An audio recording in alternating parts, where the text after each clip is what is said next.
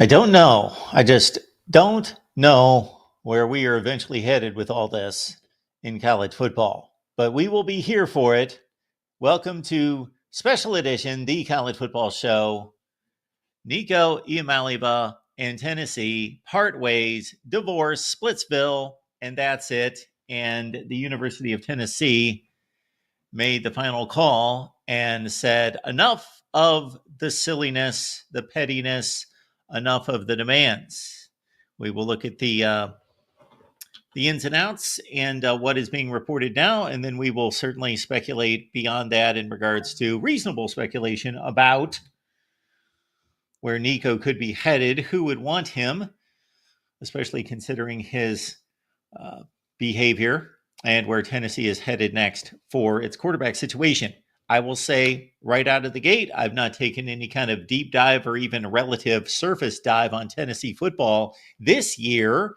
Did I know the Vols last year? Yeah, I watched them play probably 5 times, including the playoff game. So personnel last year, yeah. This year, we've done a few Tennessee segments, but beyond that, so I have not prepared for this. I've been working on other business, was alerted to this a couple hours ago, decided to come live and talk Nico in Tennessee. And really, this is just a microcosm of where we stand in college football and where we're headed in terms of these kind of scenarios, these types of situations, because of the lack of accountability and because of the authority, the leverage that the athlete now has.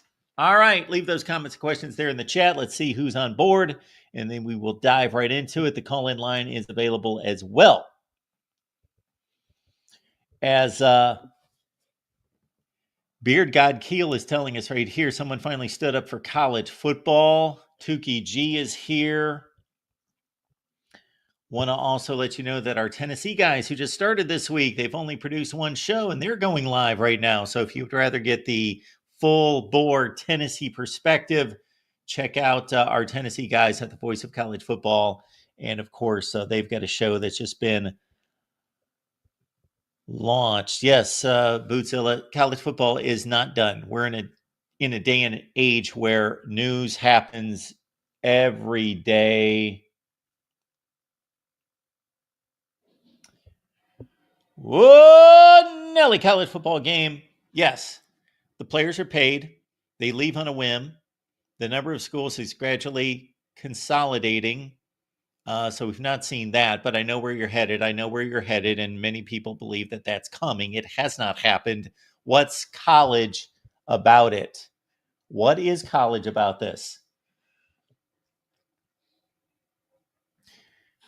I don't want to call it the next step in this, but a future step in this may be that the athletes themselves are not required to go to class, pass tests, go to class, get grades, do homework, all those other things. And of course, many of you are rolling your eyes and chuckling right now because we know that all sorts of special considerations are given to those guys right now. Now, that's different at every school, it's different concerning every athlete. So let's not go to one end of the spectrum.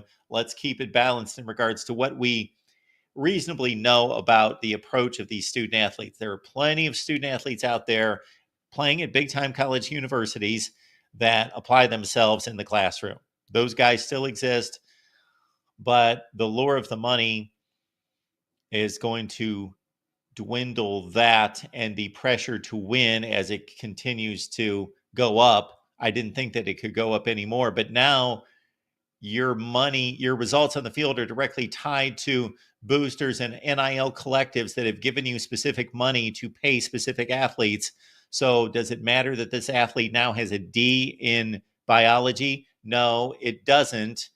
Like it may have, even though that's been compromised for a long time. We understand that based on it's really going to be compromised now because the guy's making $3 million a year. It doesn't matter what his grades are. So yes, student athlete and college, it's still going to exist for many of these guys because they're going to be smart enough to know I'm probably not going to play in the NFL. And this is a golden opportunity to use my football talents to go get an education. So I am going to play at a big time football school, but I'm also going to get and education. But at the top tier, the NFL, the future NFL players, and even a cut below them, the guys that are delusional or slightly being misled by the people around them that say that they are surefire NFL players, they're going to be the ones that make bad decisions for themselves in their future by ignoring the student portion of the student athlete portion of this. And I'm not saying that this is Nico Iamaleava. I just went off of that statement there. And that's a related topic, but it's not a complete overlap there.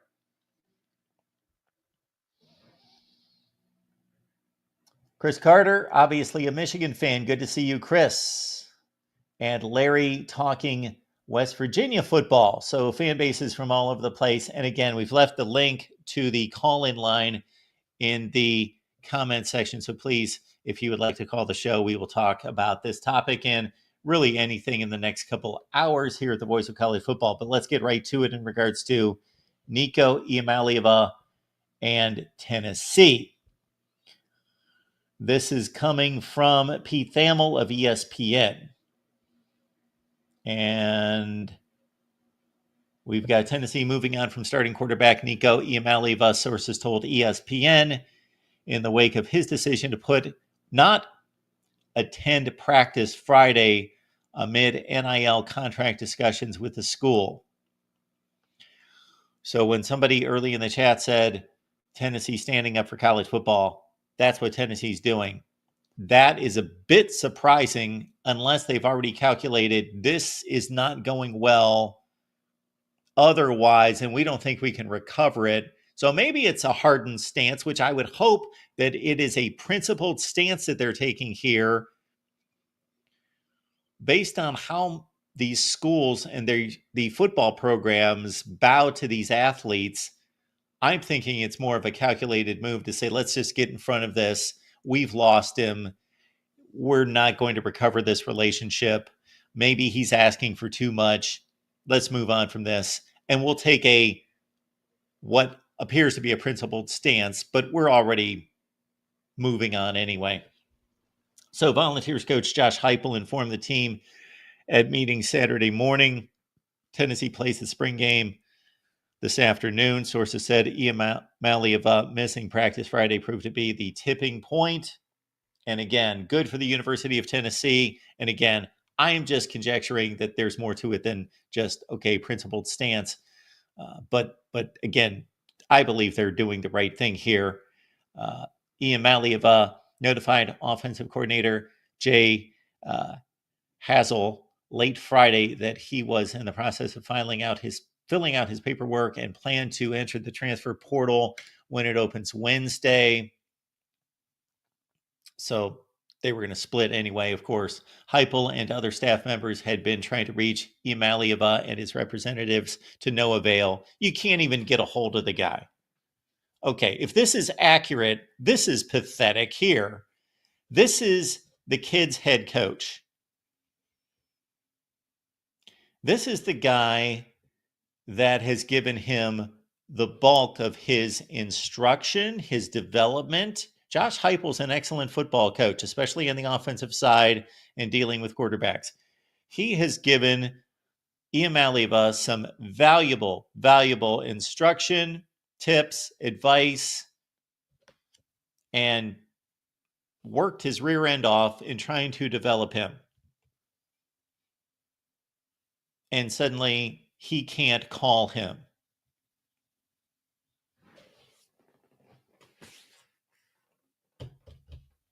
That in and of itself, again, if that's accurate, the standoff between the two sides stemmed from Iamaleava's contract, and the school decided to cut ties after those talks emerged publicly this week, and Iamaleava subsequently skipped practice. You don't skip practice.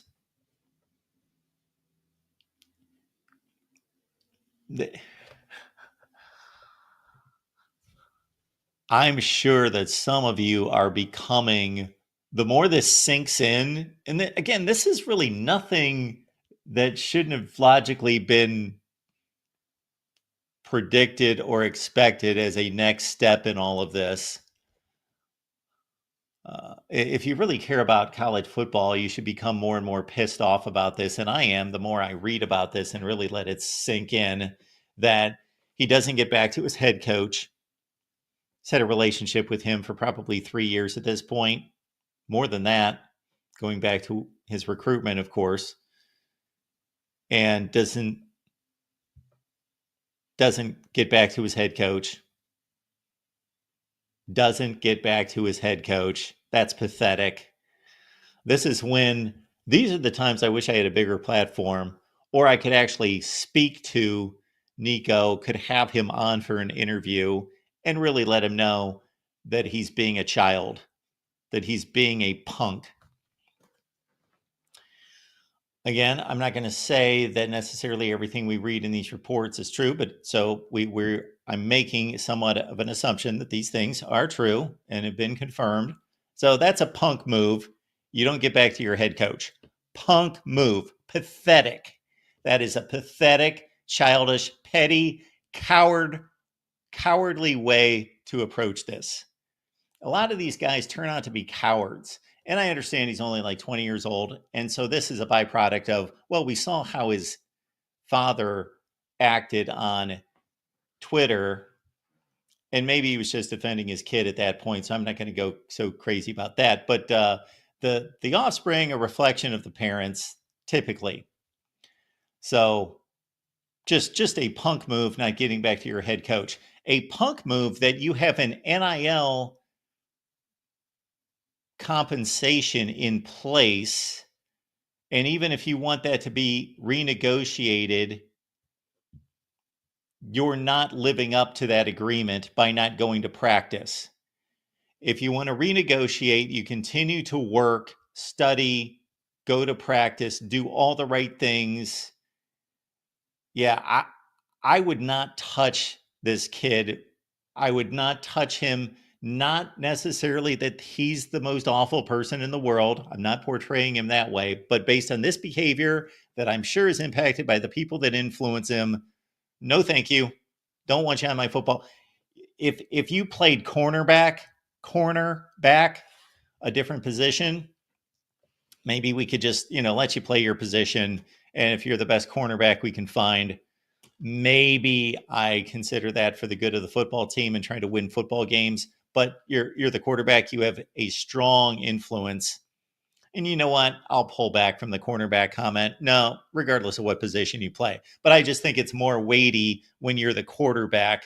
And if you're going to be that childish, petty, and it's a punk move. That's the best terminology I can use that is strong without being excessively harsh. He's being a punk. He's not returning messages and phone calls from his head coach. Pathetic. And he's not showing up at practice, even though he's being paid. So hopefully that gets reimbursed, or I'm sure they've cut him off immediately. Hopefully they've cut him off immediately. Oh, shoot, man. As soon as he missed anything, as soon as there was any indication of him not fulfilling his role on the team, and I guess it was this mispractice, did he say whether he notified the team that he was going to miss practice or just didn't show up? It matters to me a little bit. Subsequently skipped practice. Tennessee was aware that Iamaleava's representatives had reached out to at least one other school, Oregon, prior to the start of spring practice. Oregon said it was not interested. Now, what I'm rooting for, and maybe this is me being a little petty myself, so I'll admit it. Maybe I'm rooting that this kid's playing for like a group of 5 school this year. Who needs a quarterback? We've not gone through that exercise right now. Kentucky could probably use him. The day before the winter portal ended in January, Iamaleava's representatives asked for his deal to increase to the $4 million range. Based on what? Based on being a marginal SEC quarterback last year? We weren't going to flinch this time either. But Tennessee did not redo his deal. This is what has always infuriated me about sports contracts. And I don't know of any other industry that operates this way. So we've seen it for years and years and years in the three major sports, the four major sports probably. And it's always infuriated me. And now we're seeing it attempted by a college kid. D, good point. He can't transfer within the SEC. He can, but there has to be agreement on both sides. So that's a good point, D. Didn't think of that. But yeah, there are transfers within the SEC that are approved by both schools and the conference. So it does happen, but you're right. It's not an automatic transfer. So what has always infuriated me, it's a bit strong, but has annoyed me going way, way back, is that these athletes sign a contract, you sign your 5-year contract, you go out and have a good year, and you want to renegotiate. No, you signed a contract. The point of a contract is that you may be giving up possibility of raising the ceiling with your performance. You're giving up that possibility for greater volume, greater increase, revenue, income. You're giving that potential up for security. That's what a contract is at its most basic point. Well, these athletes go out there and they have a decent season and they want to renegotiate a contract.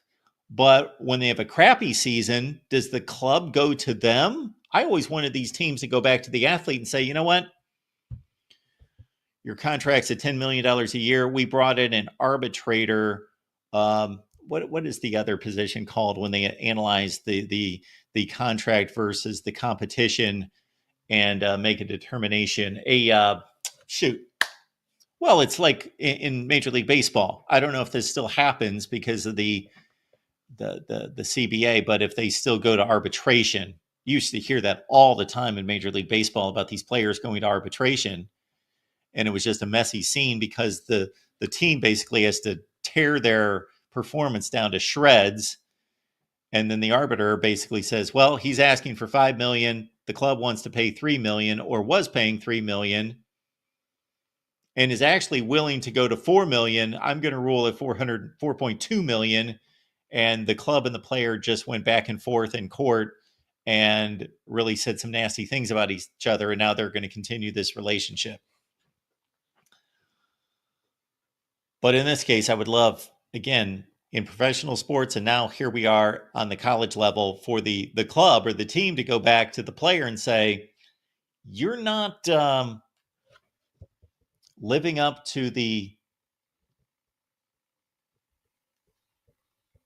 terms of your contract in regards to your performance. Your performance is substandard.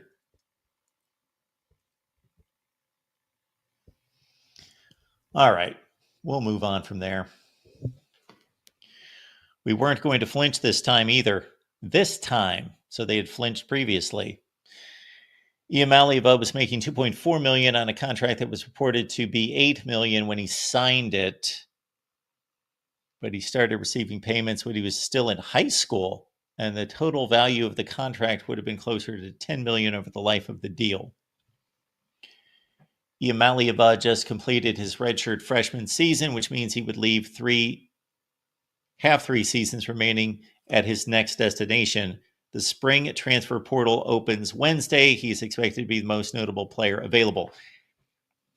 I also want to make it clear that he's making a big mistake. He's acting like I just outlined. He's filling in all those boxes, punk, petty, etc. But that doesn't mean he's a bad person. That doesn't mean that he can't mature. That doesn't mean he can't be better in the future. Maybe he'll learn from this situation. Maybe he'll need to take a step back or 2 or 3 to then realize, I had a good thing going there.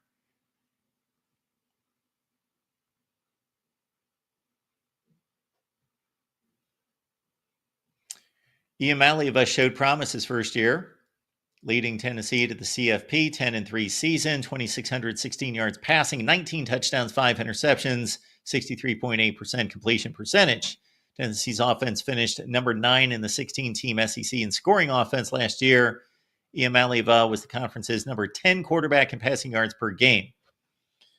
That's not a great stat. It's not a great stat to evaluate quarterbacks. I would like to see his passer rating. The move puts both Tennessee and Iamaleava in difficult situations heading into the 25 season. Iamaleava's departure leaves Tennessee with just 2 scholarship quarterbacks, neither of whom has started a college game.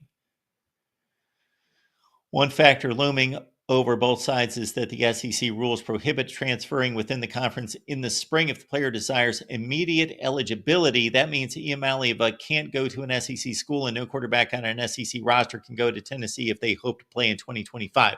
Okay, so as pointed out by one of our viewers, and then I gave the caveat that if there's an agreement, but maybe that's just in the fall cycle and the winter cycle, that the SEC rule about transfers, if agreed upon by the schools, because we see SEC players transfer all the time from school to school. But there's an agreement, and maybe even with an agreement, it's not within the rules during the spring semester. That's what it sounds like there. Sources said officials from Tennessee's collective have already begun reaching out to third parties tied to potential Iamaleava replacements for 2025. With Iamaleava's future uncertain, collective officials began to make calls Friday. One quarterback got more money from his school Friday after Tennessee's collective called third-party officials tied to. One quarterback got more money from his school Friday after Tennessee's collective called third-party officials tied to him.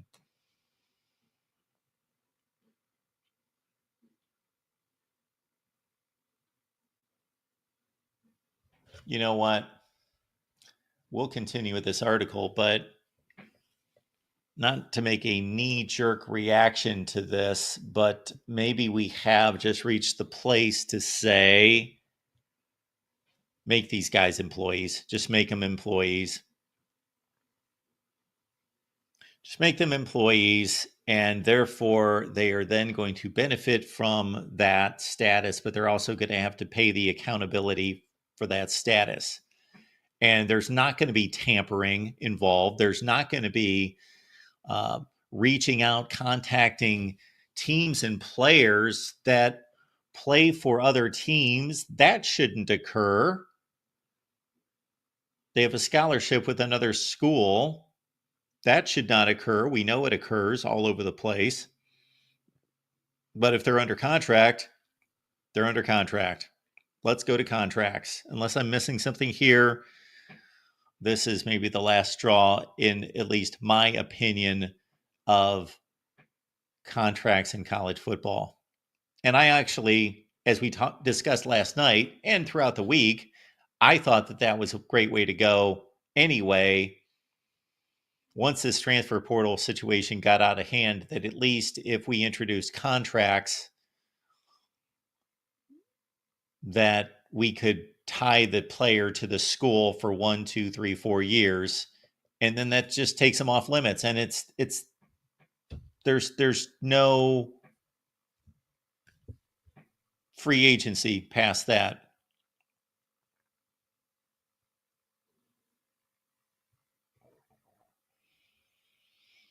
So let's say the best quarterback in the country comes out and he signs at Nebraska.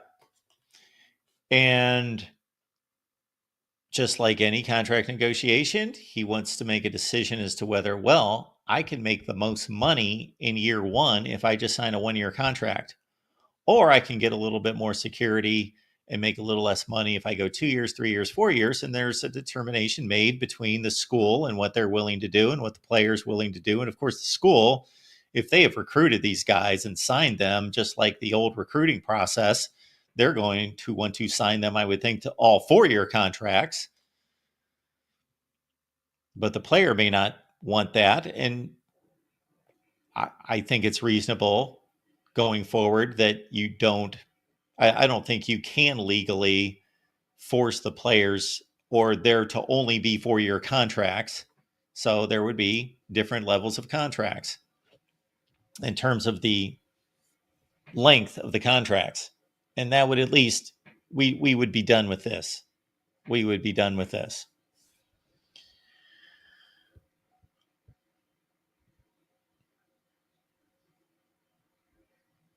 This move puts redshirt freshman backup quarterback Jake Merklinger in the driver's seat to be Tennessee's starter next year. It's difficult, though not impossible, for a college quarterback to come in, learn the offense, and win the starting job in summer camp.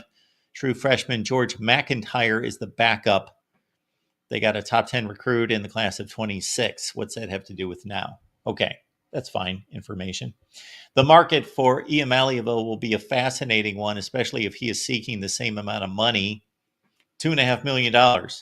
While there is available money in the system the next few months before the era of revenue share is codified, it's difficult for a program to bring in a quarterback transfer with high-priced NIL demands in the late spring portal.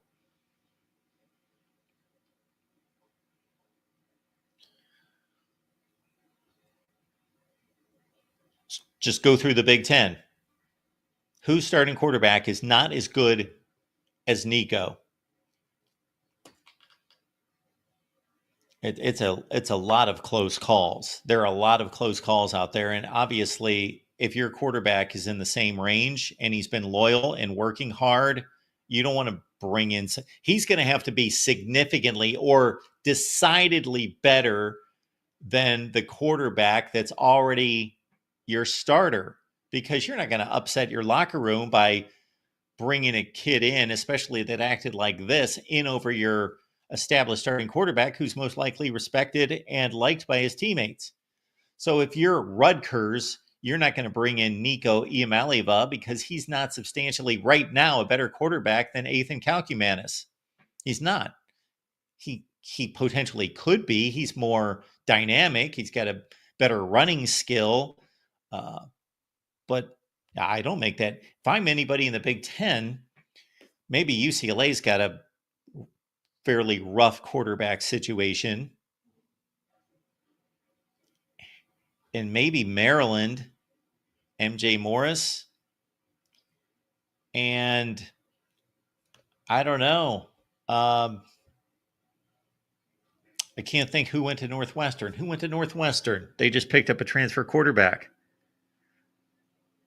Shoot, I can't think of who Northwestern picked up. It was somebody from, I believe, the American Conference. Why am I blanking out on Northwestern's pickup? But Wisconsin. If we're just talking about talent, we're not talking about bringing on this baggage. We're just talking about talent. Wisconsin. That would be his best landing spot in regards to the team benefiting from him. But do you bring him in? I still say no.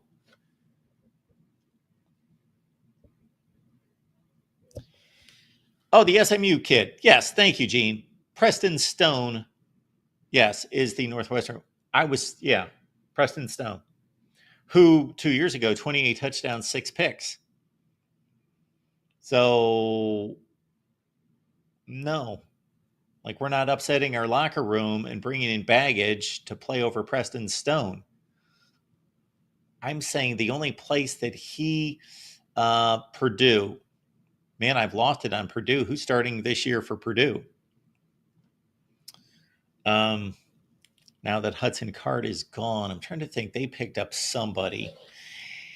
Anyway, I just think, considering it's not just a straight evaluation of, is this guy better than our starting quarterback? It's, is he that much better than our starting quarterback that we're really going to take this on?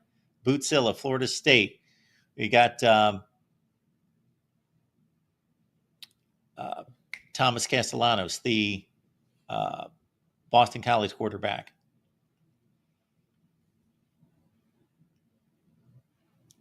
Nico's better than he is.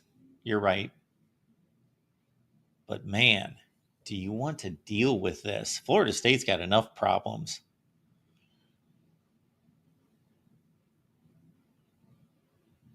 Yeah. That takes the evaluation to a different level. When you go from just, is he better than our current quarterback, to, oh, he's slightly better, we think, but we could really screw up our football team because they're going to be pissed off because they got a guy that they like, they love, they've worked for, they've respected, who's the starting quarterback, and we're suddenly going to bring this guy in. Yeah, North Carolina is an interesting one because I believe Max Johnson is back. Little peep, bringing up North Carolina.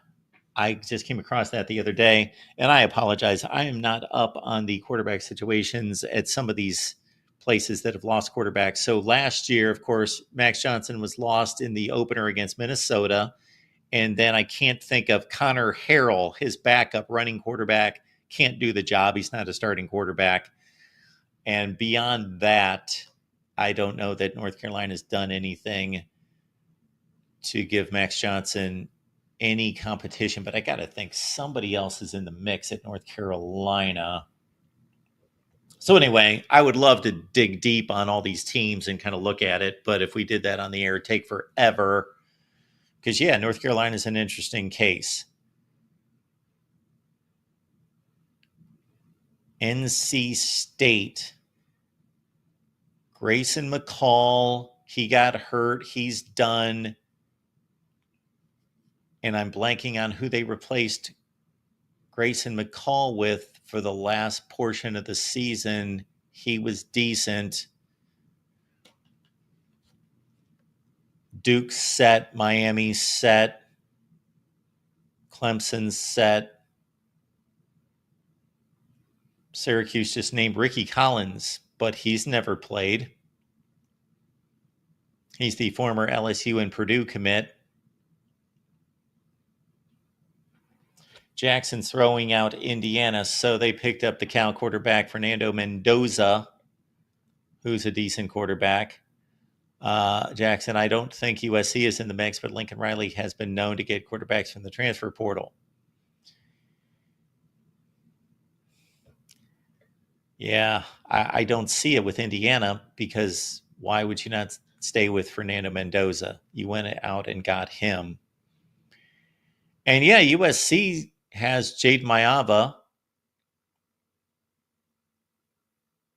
and he's most likely going to be the starter this year.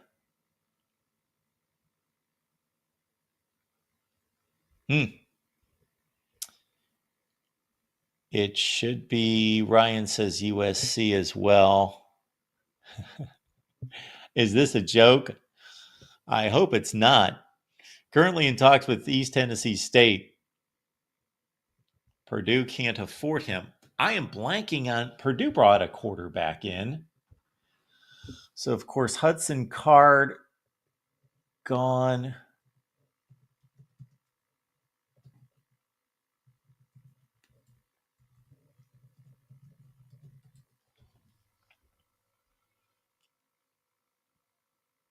We are really digging in here with Purdue. Purdue football secures future quarterback by flipping Boston College recruit. Well, he's not going to be their starting quarterback this year.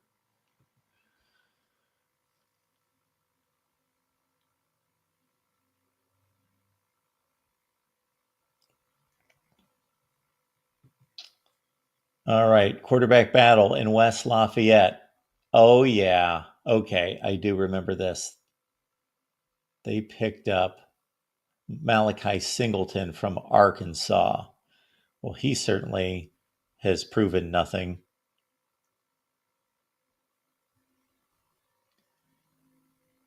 So, yeah, Purdue needs a quarterback. Ryan Brown had a couple nice games, almost pulled off the Illinois game. Marcos Davila. And so they've got three quarterbacks battling Malachi Singleton, EJ Colson, that's right. and Evans Chuba. Yeah, just maybe the worst quarterback situation in the country in terms of a power conference teams at Purdue.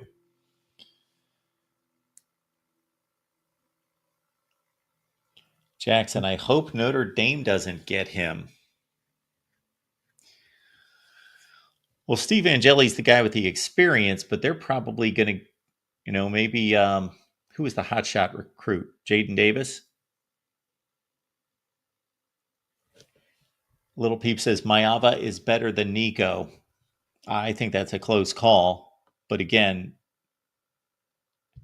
I got to think any college football coach has to think this guy has to be so much better than what I've got for me to take this chance. CJ Carr. Sorry about that, Nate. Yes, CJ Carr. Where am I throwing out Jaden Davis? Where did he go? CJ Carr. Yeah, he was the big commit between Michigan and Notre Dame. Chose Notre Dame. So I don't know how that's playing out or if anything's been stated there at Notre Dame between CJ Carr and Steve Angeli. All right, what else do we have with this article? Yeah, so basically, the next paragraph says exactly what we've been talking about.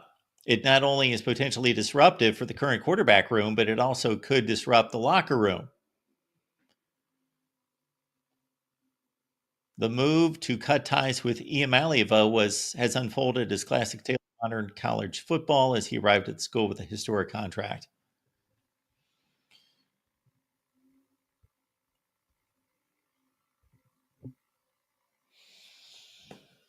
Wonelli College Football letting us know that Nico's from Southern California, if that matters. I think it could matter. All right, let's take some calls. We got Chris on the line. Chris, welcome into the Voice of College Football, sir. Hello, Chris.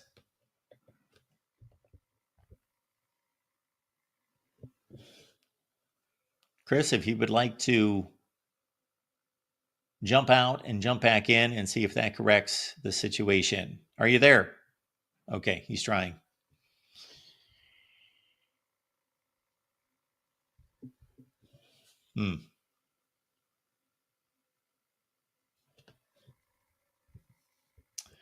So that's the deal right there. So to me, this speaks more to what's going on in college football, as we've discussed.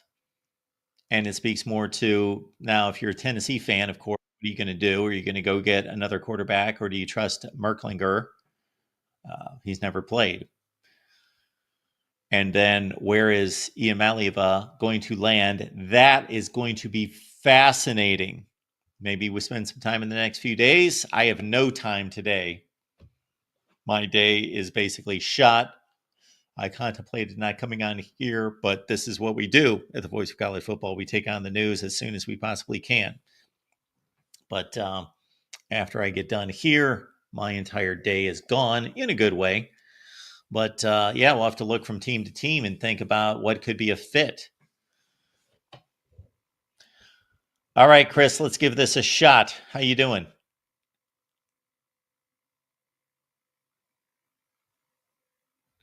Nothing from Chris, unfortunately.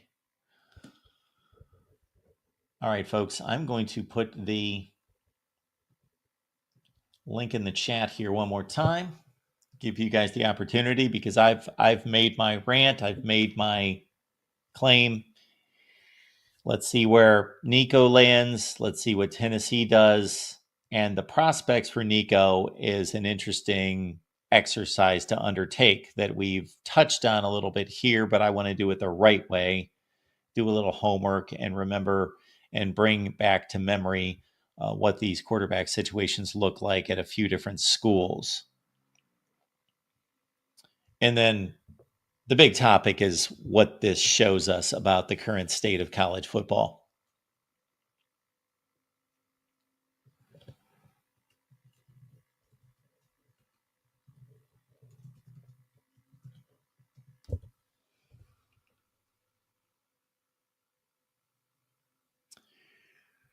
And so the links in the chat will remind everyone that we're here Monday through Friday, 4 p.m. Eastern Time for the College Football Show.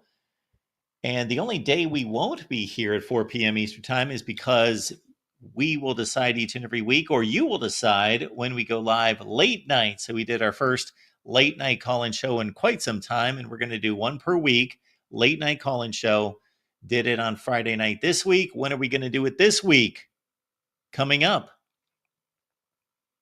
We'll make that decision based on your responses, and we will decide our late night call-in show. So for that particular day, we will go on late night, but otherwise it's Monday through Friday, 4 p.m. Eastern Time. We've already lined up some great guests coming up this week. Peter Burns, SEC Network, Minnie Hunt from Corn Nation, Alec Keyser from our Indiana Voice of College Football channel, and some others that don't come to mind right now.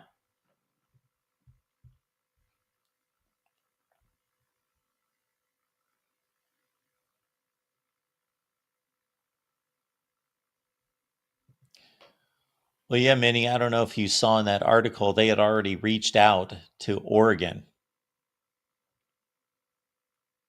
Little peeps going Arizona. Maybe that's Arizona State? No, with Sam Levitt back. Played really well last year and, of course, led them to the CFP. I don't think it's going to be Arizona State. UCLA, that's a team that I mentioned, some ACC schools as well. Chris, we'll give you one more shot. Hopefully we connect.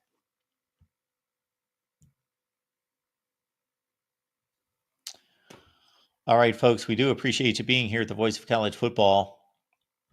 And we will see everyone back here on Monday at 4 p.m. Eastern Time, unless who's going to go off the rails next? Is there going to be some other situation out there? Who knows? I would drop some names, but that would not be fair to those individuals just to make examples of them when it would just be pure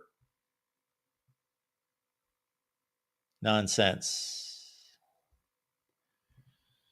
Tukey G, how bad does your quarterback have to be to take on Nico? My point exactly. If Nico's a 6 on a scale of 1 to 10, if I've got a 4, I don't know if I take on Nico. I don't want to deal with his dad, his agent, and I know that everybody else is running around with fathers and agents too, to some degree, but he has shown what he's shown here in the last few weeks. Plus, yeah, that's just a bad message to your football team. It's a bad message.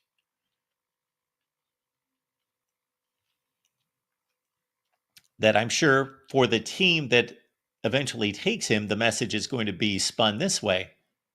We're here to win. We're here to get better, and we thrive on competition. And so we're just introducing another athlete into our quarterback room who can compete. So if our current quarterbacks want to compete, if they're real competitors, which I believe they are, they're going to welcome this to make them better, push them harder, and win the job. But who's going to go out there honestly and pay a quarterback $2.5 million and not tell him you're the starting quarterback, as opposed to you're coming in to compete, truly compete for a job? So I might be wrong, but maybe Nico and his entourage did not think this completely through. Again, he had a good situation at Tennessee. Why botch that up? And this $2.4 million figure, I believe it rates fairly well, stacks up fairly well against other quarterbacks across college football. This is only every so often do we get real data or information that either gets leaked or is just thrown out there by the athletes or the individuals involved, that we get an exact count on how much money these athletes are making. So we've got a ballpark range, so we don't know nor can compare this to other quarterbacks in the country, but I believe it's a strong number. So why? I know why. Greed. That's what this all came down to. Greed and pride. They are horrible things. Greed and pride. You're quarterbacking a really good team, a top 10 team in America last year. You're playing for one of the best quarterback developers and offensive minds in the game. They just brought in some really good wide receivers to supplement what you do. And you're making money that's probably in the top 10 to 20% at your position in the sport. And that's not good enough for you. I think he screwed up here. And even if he didn't screw up technically, even if he lands on his feet somewhere, well, he's going to land on his feet somewhere, but I mean somewhere prominent, he may regret this.